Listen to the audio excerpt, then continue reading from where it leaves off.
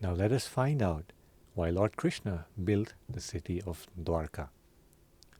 After Kamsa sent many asuras to Vrindavan in an attempt to kill Sri Krishna and Sri Balram, they decided to invite them to Mathura for a wrestling match with great demons Chanur and Mushtika.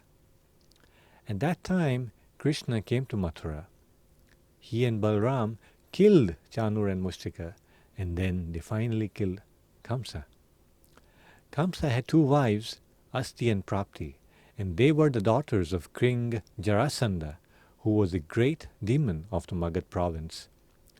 After Kamsa's death, they went back to their father, Jarasandha, and were grief-stricken. And their heart was broken, and weeping, they began to proclaim to their father that Kamsa was such a noble, pious, righteous man. This Krishna, such a rogue, he came, and when our husband Kamsa was minding his own business, he was not aware.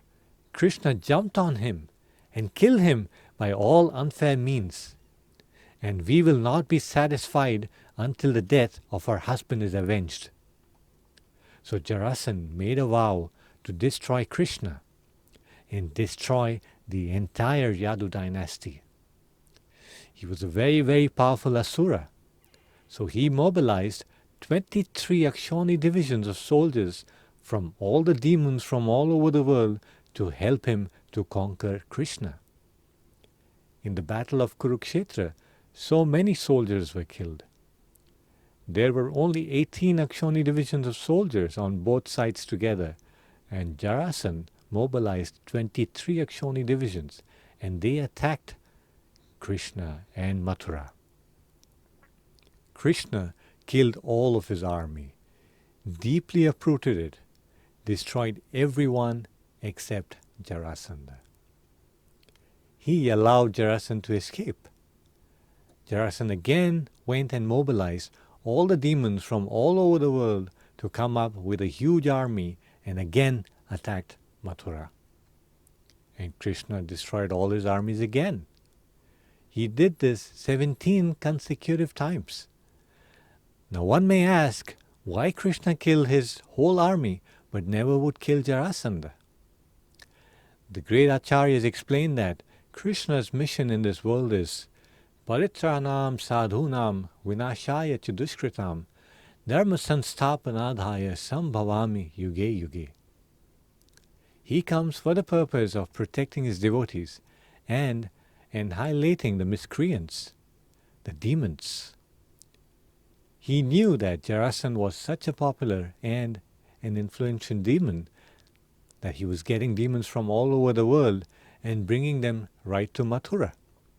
So instead of Krishna having to travel all over the world to kill the demons, he knew all he had to do was to kill them and let Jarasandha bring back all whoever was left and kill them all. And in this way the demons were coming right to his door, and Krishna didn't have to go anywhere to kill them. There was a personality of the name Garga.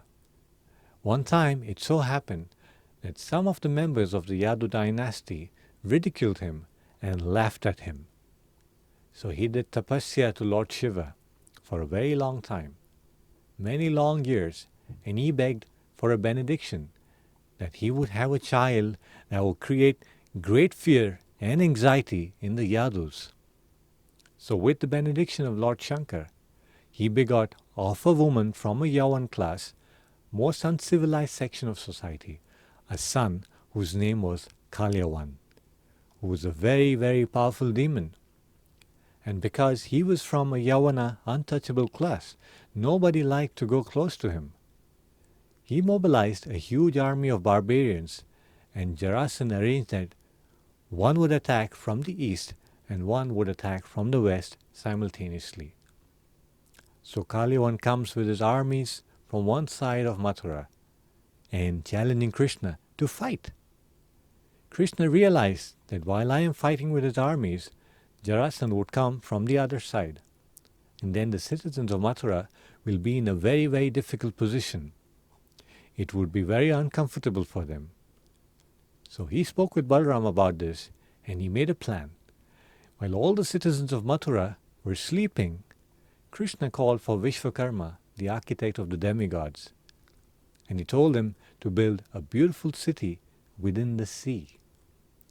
The city had a boundary wall around it, which was 96 miles, and Vishwakarma had built such a wonderful, such a beautiful, incredible palace that nobody would have ever seen before. Beautiful wide highway lanes. They imported many beautiful flowers like parijat from the heavenly palaces or places.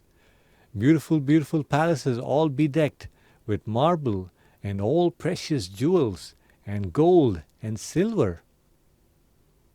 They even brought the Sudharma, the administrative parliament building of the heavenly planets of Indralok. They brought it down to be the capital of Dwaraka. And after everything was beautifully constructed, all the 33 crore demigods made contributions or gifts to make Dwaraka more beautiful. While all the inhabitant citizens of Mathura were sleeping, by the potency of Yogamaya, Krishna transported everyone to Dwaraka. So when they woke up in the morning, they were living in this beautiful, beautiful city in the middle of the ocean. So Krishna was now confident that this was a very fortified fort, protected by the ocean itself, and he could attempt to deal with these demons. So when Kaliyavan approached Krishna, he just walked right past by him very fast. And Kaliyavan was threatening, "You coward! Why don't you stand and fight?" But Krishna just kept walking, and he kept walking into a cave. Kaliyavan was thinking, what type of nonsense is this? Coward is now hiding in a cave. And when he entered the cave, he saw a body sleeping on the ground. He thought he was Krishna. What an insult! I challenged him to fight, and he went to sleep. And so he just kicked his body very hard.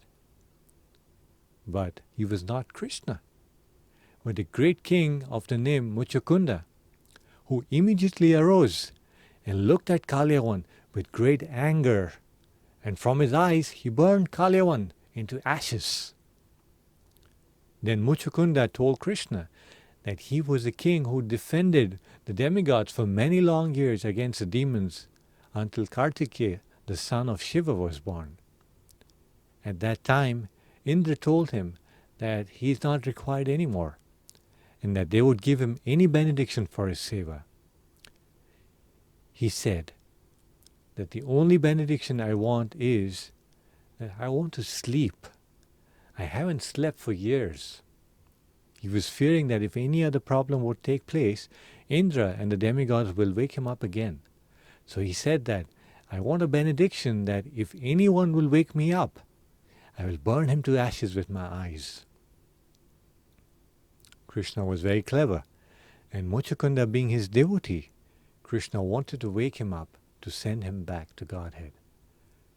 But if Krishna woke him up, then Muchukunda would look at him, and if he did not burn to ashes, then it would have made the demigods liars. So he had to have somebody else to wake him up, somebody who was meant to be burnt to ashes. Plus, Kaliyavan was a Yavana, and therefore it was below the dignity of Krishna to have to touch his body with his own body or with any of his weapons.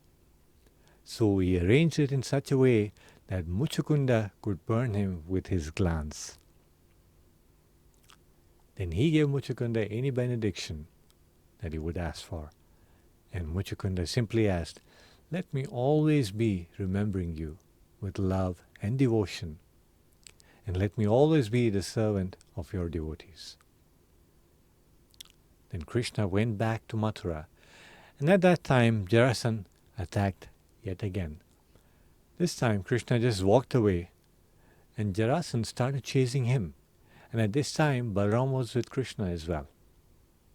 Krishna and Balaram were walking, and Jarasandha with his entire army, he was running as fast as he could. He had this Akshoni division of soldiers, but no matter how much they ran, even with their chariots and elephants with full speed, they could not catch up with Krishna and Balaram. Krishna then walked into a big mountain, and that mountain was 80 miles tall. And at that time, Jarasandha and his army searched the entire mountain, but they could not find Krishna. They knew that he had not escaped, so they put fire all around the mountain and lit the entire mountain on fire, knowing that nobody could escape. But Krishna and Balram, from the top of the mountain, they leaped over the fire. 80 miles they went down to the ground. Shri Shri Krishna Balram ki Jai. This mountain is called Mount Pravarshan and is even today in Gujarat state, and it is called as Raivata mountain. Meanwhile, Jarasandha thought that they were dead, and they had nice and wonderful celebrations that Krishna and Balram were finally dead. Because Krishna ran away from front of Jarasandha, he was given the name Ranchor. Ranchor literally means the one who ran away from the battle like a coward. But when Krishna ran from the battlefield as Ranchor, he was actually demonstrating his opulence of renunciation. Krishna does not care what people think of him in this regard. He is a renunciate. He allowed everyone to think that he is a coward running away from the battlefield because he had a very special purpose. And what was his purpose? He wanted to get to Dwaraka very soon because he knew that he was to meet Rukmini and would soon kidnap her. And if he fought this war with Jarasandha, he might be late. So he walked away, jumped over the fire, and entered into Dwaraka.